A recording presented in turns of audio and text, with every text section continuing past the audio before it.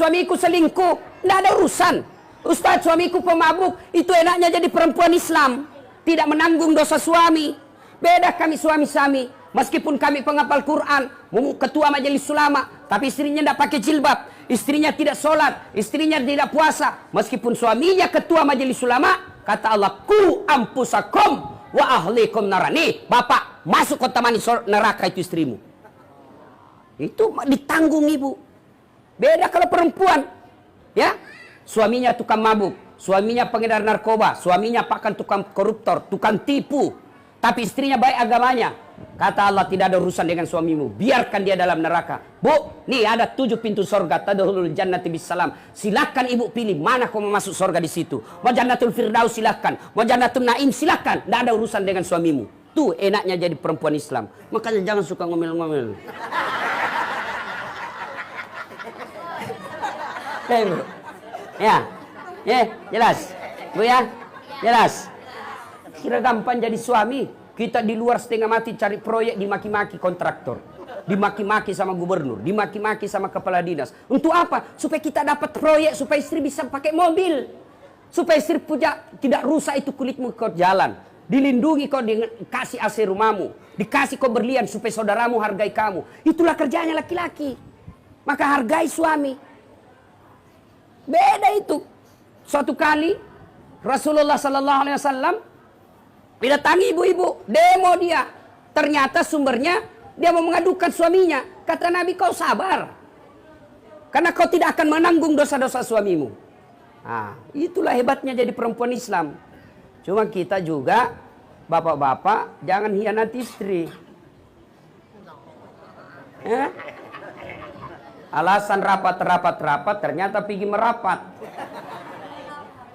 Hei, Pak. Pak, masih ingat? Waktu kita menikah, saudara Dasat Latif, saya nikahkan engkau dengan anak gadisku, Naura Siddiqah Nasrun, dengan mahar seperangkat alat sholat tunai karena bukan karena gubernur, bukan karena wagub, bukan karena kapolda, bukan karena presiden, tapi siapa yang kita jadikan gadai?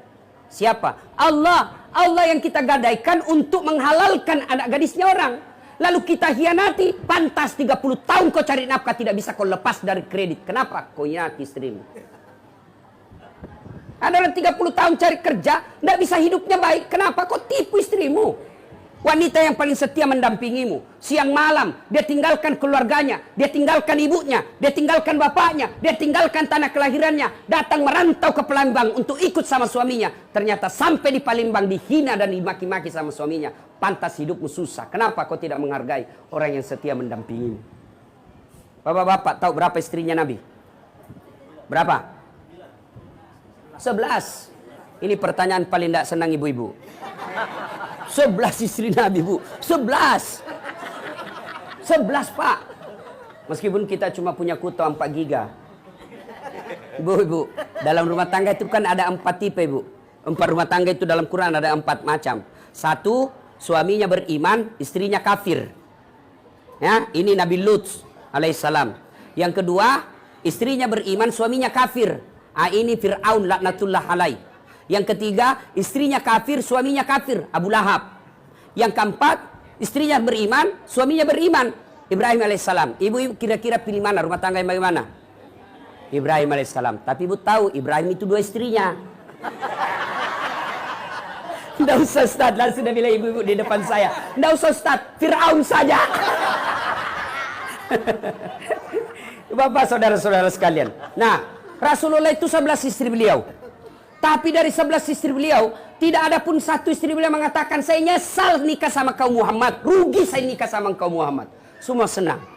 11. Kita 1 istri menderita lahir batin. Coba, mau tahu sifatnya Rasulullah? Pak Nova, Rasulullah itu mandi junub sama istrinya. Kira-kira Bapak mandi junub berapa kali 1 bulan? Coba.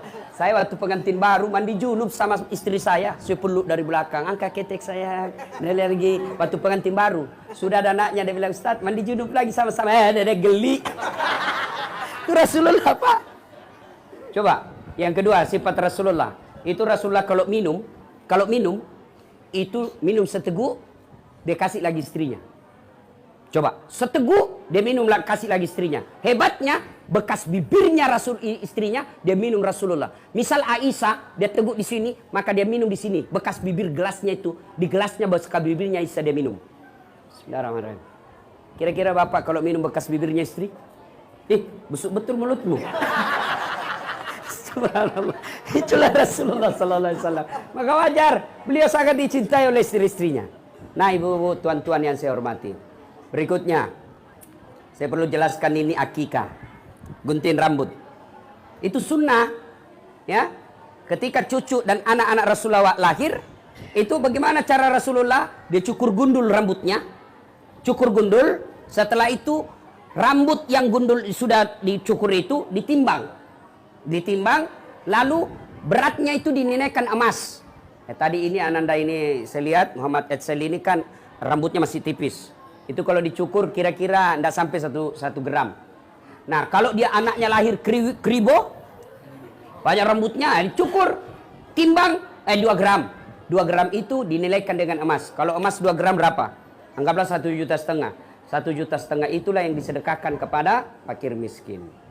Ibu bapak, saudara-saudara sekalian, pada akhirnya kekayaan kita adalah anak yang soleh dan soleha.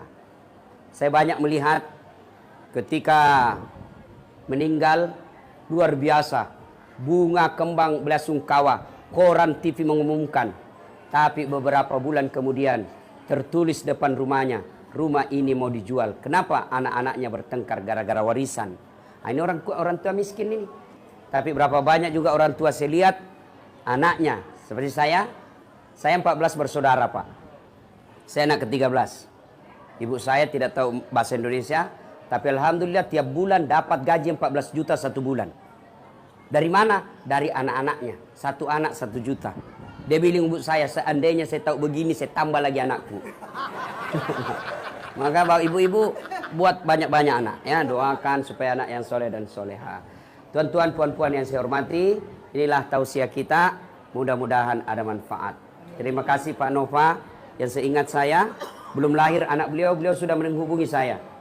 Makanya saya kemarin masih ada di Kuala Lumpur, Malaysia. Itu saya diminta ceramah di Sabah. Wali kotanya Sabah, yang ternyata keturunan orang Bugis, minta saya hadir hari ini di Tawau untuk ceramah tabligh akbar.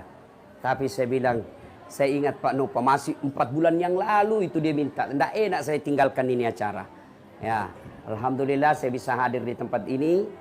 Mudah-mudahan kehadiran saya ada faedah di antara kita. Dan yang penting kita doakan Ananda yang baru diakikah hari ini mendapat hidayah dan pertolongan dari Allah SWT. Kemudian menjadi anak yang soleh, yang kemudian menjadi kebanggaan buat orang tuanya, yang tidak henti-hentinya memperjuangkan kebenaran, sehingga nanti di akhirat kita berkumpul bersama Rasulullah meminum air di telaga Al-Kautsar.